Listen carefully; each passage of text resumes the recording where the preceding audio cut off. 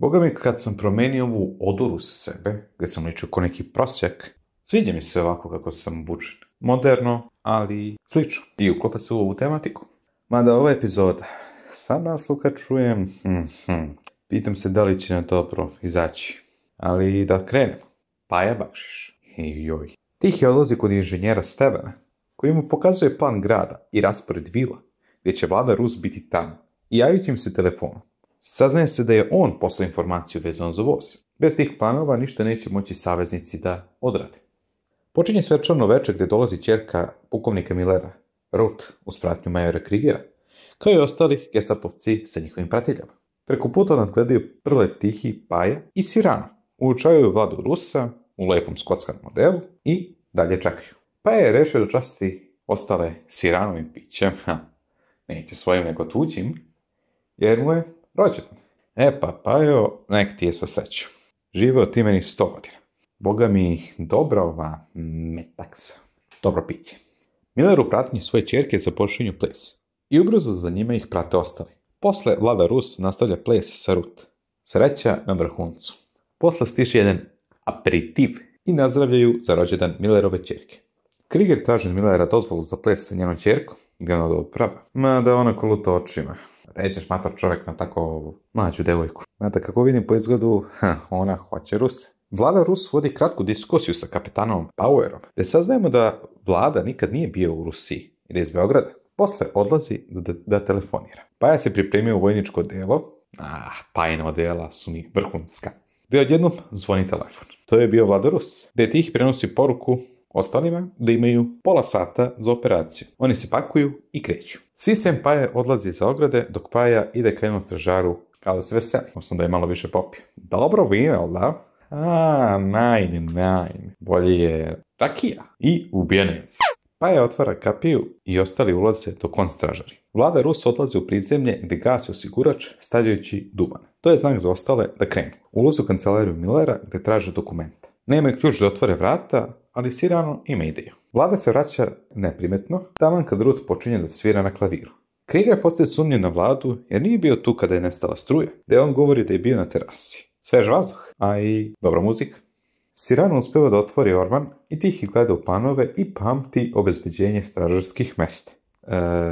Čekaj, nešto ovdje neštima. Reći ću na kraju šta je to. Paja praveći se važan izlazi pored patrole i salutiraju. Pajin rođendan, nema šta. Ruth završava sa sviranjem, dobio aplauz i nastavlja da igra sa vladom ignorišući Krigera. Jau. Tihi završava sa čitanjem i vraća dokumenta, dok čuvari rešavaju problem sa strujom.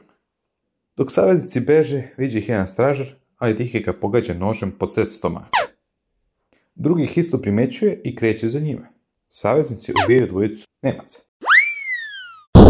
Gosti čuju eksploziju i gestapovci kreću za njima. Sirano biva ranjen u rame, a Paja im daje vremena i ubije jednog Nemca. Prle i Sirano odlaze u Siranovu kuću, a Tihi i Paja beže u sporednu ulicu. Vojska kreće ka saveznicima. Prle sanira ranu Sirano. Iza kontejnera Tihi baca bombu i ubija dvojicu na motoru. Paja zatim ubija još jednog. Gestapo vrši pretres po kućama. Sirano sakriva Prleta u podrumu, gdje su Buradi sa vinom. Kriger i Dinst dolaze kod Sirana. Tihi ubija još jednog i Paja mu govori da beži jer zna planove. I tada odlučuju da se raziđu. Kriger se raspituje vezano za Bedinte i Sirano ga vodi u podrum da provere za svaki slučaj. Odlično vino, samo šteta što je u ovakvom prljavom podrumu. Paja se sakriva u napuštenoj zgradi dok ga nemačka vojska prati. Paz ga nalazi i odaje svoj položaj. Kriger, zadovoljan crnim vinom, odlazi. Diogene, dobra je pa voli crno vino. Paja baca bombu i ubije jednog Nemca. Ne znajući, Nemci su mu se približili, a on menja poziciju. Ali nažalost, odabrao je lošu poziciju i pogađaju ga. Pada, dolazi nemačka vojska oko njega, a on ranjen, Nemac uperava pušku na njega i ubije ju. I to je to. Neću da plačem, odrasao sam čovjek.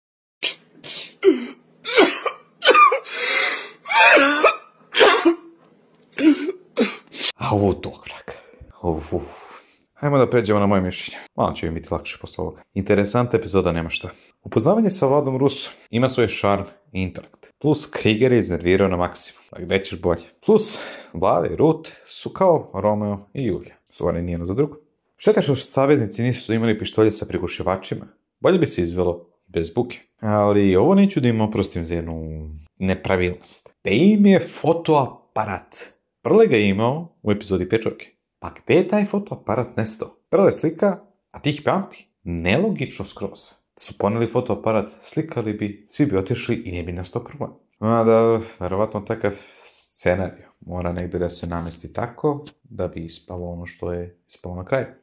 Ali pa je opravdano najbolji lik u seriji. Humor, umeće, požrtvovanost, odličan i bez mane. Baš čak bolji i od Prleta i od Tihog. Barem po mom mišljenju. Da je bilo tog buđevog fotoaparata, izbjegao bi se ovo. Kao lik, ostaći mi upamćen u srcu. Zato ova epizoda, da li da kažem, neki ide život. 10 od 10.